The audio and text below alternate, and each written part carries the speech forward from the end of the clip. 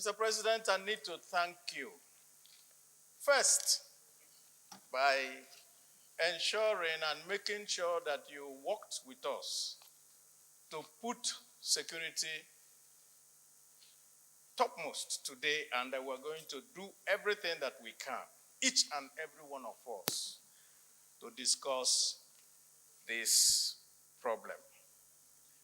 When I was coming, Mr. President, this morning, I saw the newspaper headline of this day. Mr. President, Commander-in-Chief, expresses shock at the level of violent crime. In other words, Mr. President was expressing surprise. But in accordance to our rule 5313, I will not go into that, but I will only say, Mr. President, in pidgin English, this surprise surprised me. Minority Leader, there should be no surprises, just go straight to the point.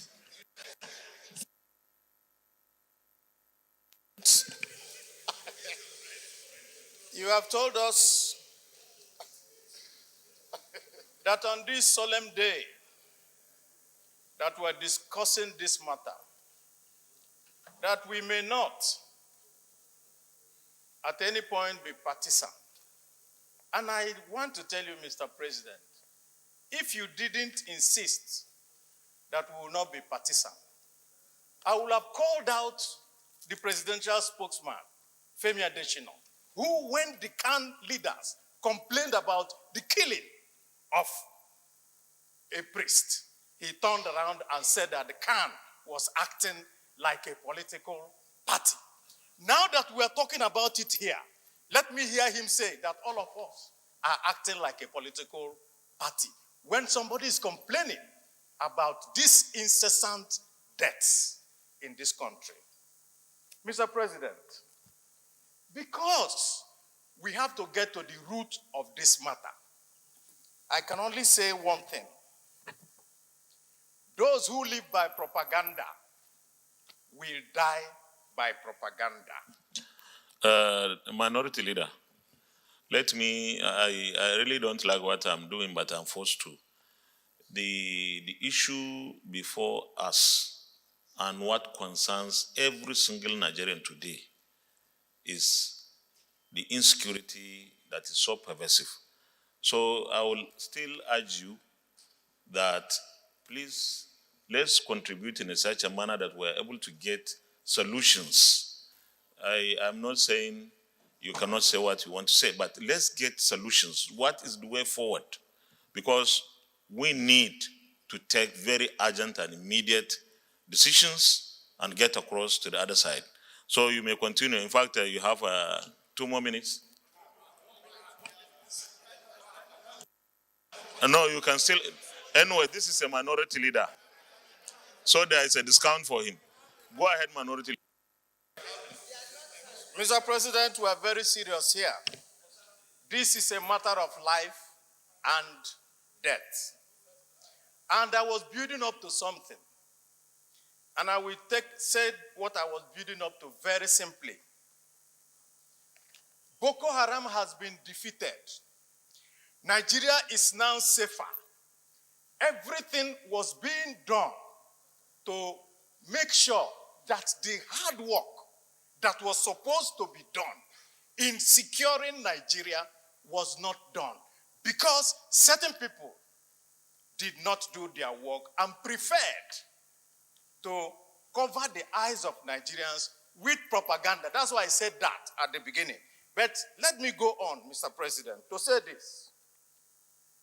All the time that we wasted in Nigeria trying to find all these excuses for non-performance has now come to stare us in the face. Reality is no respecter of persons. And it is the reality that we are facing now. Senator Sani Musa shouting every day that his people were being killed in Niger. We just took one from Jos, a student who was murdered by a Boko Haram person in full view of everybody with a pistol. And the Boko Haram person was somebody that was more, almost, he's not up to 9 years or 10 years old. And we are told that they have been defeated. Now, to go to the fact of what do we do? Mr. President, we have heard from the newspapers today where you have said and suggested, and they are quoting you to say, oh, well, we're going to call the IG, we're going to talk about the community policing, we're going on that way. Mr. President, Nigeria did not elect the IG. We did not elect the chief of staff. We did not elect the joint chiefs. We did not elect the national security advisor. We elected the government of APC in 2015 and re-elected them in 2019. The reason why we re-elected them was that they continued to tell us that because they had the key to security, and the whole Nigeria voted them in 2015, and I agree with that. And I'm saying, Mr. President, when you want to deal with a matter, you go to the head. So we will go to the government and ask this government to resign because they can no longer do anything in this country. Mr. Minority Leader, I know.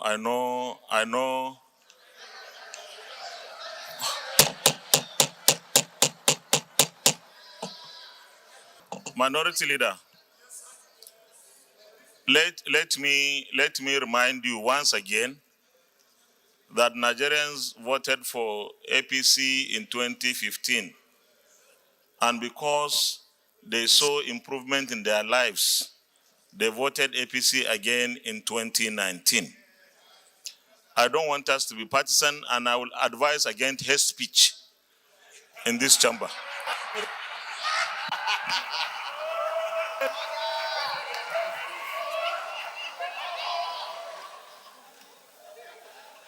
Mr. President, in conclusion, yes, Nigerians voted a government into power. And that government even said, if we don't perform, stone us. We are going with the stones to stone them now because they are no longer